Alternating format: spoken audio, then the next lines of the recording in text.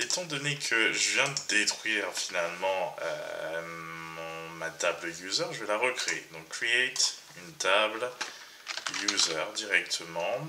Tout qu'on met rien de spécial. Là on va dans colonne, on crée. Donc là j'ai rajouté un petit truc ID. ID, je vais mettre ça en clé primaire. Je vais mettre ça sous forme d'integer. Hop, not null bien sûr. Et c'est parti. Donc plus que ça, je vais mettre un email de type chat. Hop, not null non plus. Plus un password de type texte. Et not null aussi. Donc là, c'est pas mal. Et je fais sauvegarder. Donc voilà, on a notre petit tableau. Donc ce que je vais faire, alors c'est pas exactement ce que je voulais faire, c'est que je vais checker maintenant. Et on a ID, email et password. Donc j'ai recréé ce que j'avais effectivement, détruit. Mais je l'ai créé effectivement via cette interface pgadmin. Ok, cool, mais bon, je préfère peut-être faire ça dans le terminal. Il y a un peu plus de challenge dans ça. Donc maintenant, on va essayer d'insérer des informations dans la table. Donc là, on a créé notre table et on va essayer d'en insérer. Donc insert into. Et on va mettre user, puisque c'est la table qui nous intéresse, et on va dire qu'il y a des valeurs qui vont nous intéresser en insertion. Les valeurs qui nous intéressent, c'est potentiellement ID, puisque j'en ai mis, email et password, tout simplement. Donc voilà. Alors, le truc, c'est que ça, c'est pas assez clair, puisque c'est pas les informations qui nous intéressent. Quand on met values, en réalité, c'est justement qu'on va donner une valeur. Donc 1, email boris boris, purée, j'ai pas fait bien mon sacré clavier à gmail.com. Et là, on va mettre un mot de passe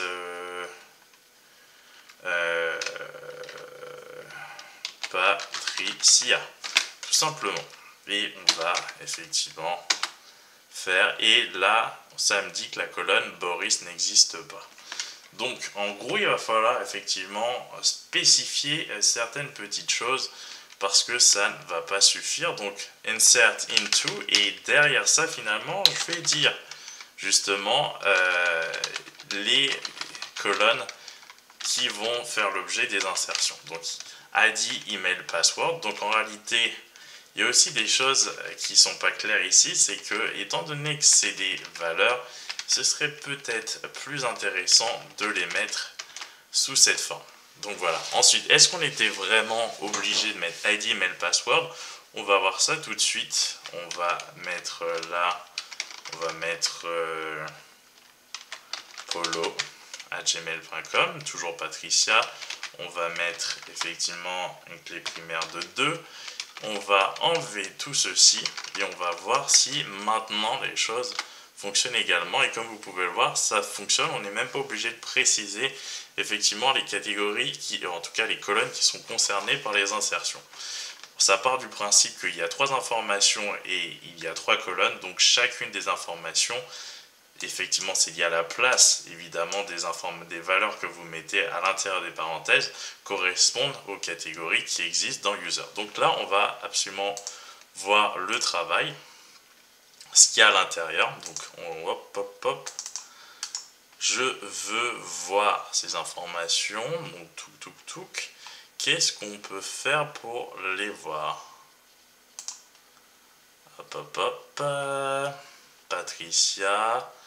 Email B, on n'a vraiment pas beaucoup d'informations quand même. Hop, on va essayer d'étendre ça. Patricia, mais j'avais pas mis que BP. Donc ça me surprend un peu. On va essayer de voir ça. Hop. On va essayer de voir ça de façon différente. Select all. From user, et là comme vous pouvez voir il n'y a que B et P, donc c'est un peu gênant. J'avais pas dit que je ne voulais qu'un caractère finalement. Patricia, lui l'intégralité apparaît. Donc ça veut dire que j'aurais dû spécifier quelque chose au niveau des propriétés. Donc je vais faire une modification. Toc toc colonne. Là j'ai mis chat, mais c'était pas assez. Donc je vais mettre une précision 20 potentiellement, et pour password dont j'ai pas besoin, et je fais une sauvegarde. Donc hop, là ça m'a mis ces informations. Je vais potentiellement les supprimer. Alors je vais même pas les supprimer, je vais en ajouter. Je vais mettre value 3 Boris gmail.com, Patricia. On va voir si cette fois-ci ça m'affiche bien la chose. Alors, qu'est-ce que j'ai fait? Erreur de syntaxe près de A. Qu'est-ce que j'ai mal écrit? Près de A. Alors non, il n'y a pas d'erreur de syntaxe du tout.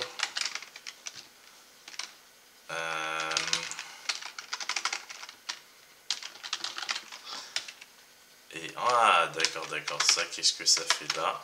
Je me demande. Donc, oui, par contre, j'ai oublié que c'était une chaîne de caractères, donc faire très attention à ça quand même. Donc qu'est-ce que ça me dit encore? Patricia n'existe pas. Évidemment, il faut que je mette que c'est une valeur sous forme de chaîne de caractères. C'est fait. Donc maintenant, on va juste vérifier ce que ça nous donne. Et effectivement, vous pouvez voir que l'intégralité des caractères est affichée cette fois et non pas seulement un caractère. Donc ça, je vais juste faire une petite modification. Donc hop, toc. Alors, en l'occurrence, vous regardez un peu ici, add rows, copy, option, paste, hop, message, notification. Alors, je vais modifier, je vais mettre boris@gmail.com. Je sauvegarde et je vais mettre polo@gmail.com et je sauvegarde. Et là, c'est bon. Ensuite, qu'est-ce qu'on pourrait faire d'autre? Donc là, on a appris à insérer les informations, donc faire très attention à la single quote pour les chaînes de caractères, puisque vous avez défini ça comme étant des caractères. Donc ça c'est fait. Ensuite, on peut effectivement faire d'autres petites choses. Donc l'insertion, maintenant, vous savez comment ça se fait. Qu'est-ce qu'on pourrait faire d'autre? Alors, hop. J'aimerais bien effectivement pouvoir faire d'autres petites choses. Donc je pense que maintenant ce qu'on va voir, c'est effectivement faire comment faire des requêtes à l'intérieur d'un tableau. Donc nous on a vu cette requête là, donc ça c'était cool. Mais alors hop.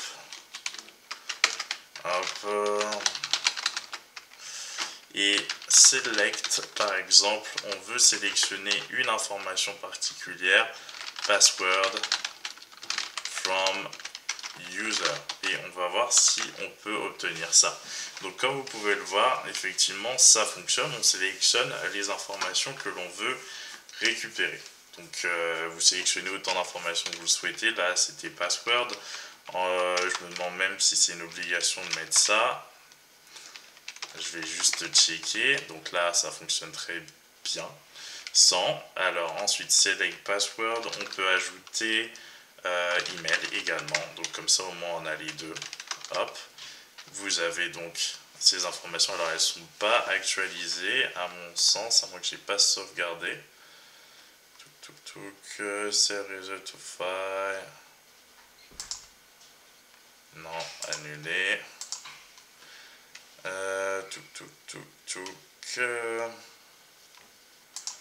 Alors, table row, je vais essayer de voir ça, reset layout. annuler. Alors c'est vrai que ça n'a pas sauvegardé. Paste, paste. Ah voilà. Donc j'avais pas sauvegardé, c'est pour ça que ça ne m'a pas affiché les informations. Donc là ça affiche correctement les informations. Ensuite, donc ça vous avez vu comment on récupère certaines informations. Le truc c'est que on peut faire beaucoup plus de choses que ça. Donc là en l'occurrence nous ce qu'on va essayer de faire c'est une opération. Donc il nous faut plus d'informations, donc on va ajouter non pas une ligne mais on va ajouter une colonne où il y aura des chiffres, par exemple l'âge et le nombre d'années restant à vivre par exemple. On va faire un truc de fou. On va ajouter une colonne. On va mettre ça age de type int, integer évidemment. Valeur par des notes nulles évidemment. Et on va mettre par exemple ah non, même pas les nombres d'années restant à vivre, on va mettre plutôt nombre d'années à travailler. Work days. Working days. Nombre de... non, work day. On va appeler ça work age. Work age. Donc depuis quand, on va dire, il travaille. Depuis quel âge il travaille plutôt. On va mettre ça integer aussi. On va mettre ça. Et et on sauvegarde. Donc là, on va mettre ça parce que sinon ça va provoquer. Alors, elle contient des valeurs nulles.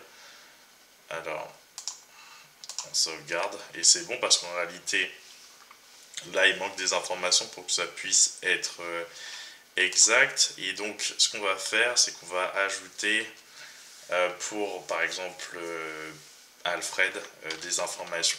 Donc, insert.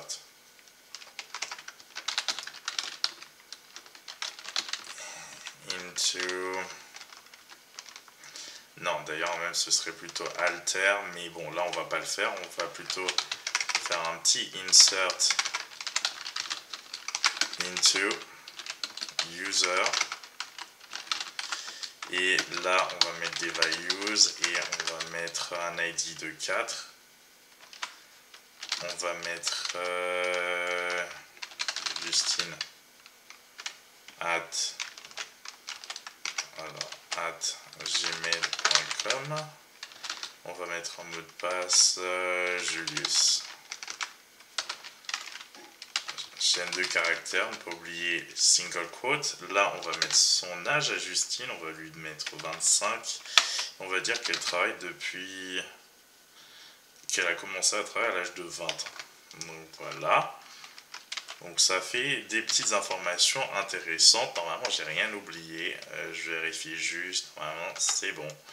Donc ça a réalisé l'insertion. On peut même checker ça tout de suite.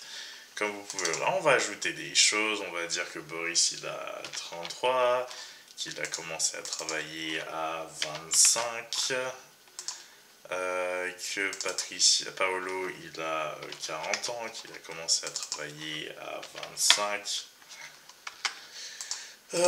que Alfred, il a 30 ans et qu'il a commencé à travailler à 18 ans. Comme ça, on a des chiffres et c'est plutôt cool. Alors, sauvegarde, pardon. Donc, on a sauvegardé les informations. On va juste checker qu'on a toutes les informations. Julius, machin. Alors, select all. C'est plutôt ça que j'ai envie de faire. Select all. All from user. Donc, on a tout, work, age. Et maintenant, on va faire un petit calcul qui va nous permettre effectivement d'avoir une information supplémentaire. Hop. Donc, le truc, c'est que on n'est pas obligé de créer nécessairement des colonnes, même si on donne l'impression d'en créer une. Je vais vous montrer. On va faire un select. Et on select user toujours. User, virgule. Et là, on va faire une opération. On va voir depuis combien de temps chacun travaille finalement. S'il a commencé à travailler à 20 ans, ça fait 5 ans là, ça fait effectivement un peu plus, ça fait 8 ans. 40, ça fait 15 ans, et ainsi de suite, ainsi de suite. Donc là, on va juste vérifier si on peut faire ce calcul years of work, on va appeler ça, et en fait, ça veut dire que c'est la soustraction de age moins, tout simplement, work underscore age.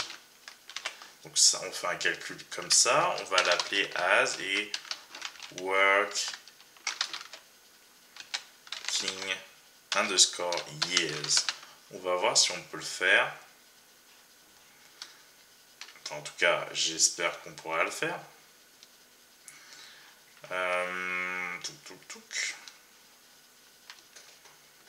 From et hop. Alors select, on n'a pas besoin de select user, c'était Davis que j'ai fait. Mais je pourrais effectivement plutôt select email. Et j'ai même pas besoin d'écrire comme ça, email, virgule, ensuite ça c'est une nouvelle sélection, working years, from, pardon, et là, user, hop, point virgule, on va voir ce que ça donne. Et comme vous pouvez le voir, alors que ça n'existe pas, cette colonne, si je fais une réactualisation, vous verrez toujours pas cette colonne. Ah si, en réalité vous la voyez, elle est là maintenant, elle existe bien, je viens de la créer. Comme ça, comme vous pouvez le voir, alors work years, je pense que j'avais dit working years, work age. Ah non, elle n'existe pas comme je l'avais prévu. Non, elle n'existe pas, c'est juste à actualiser les informations.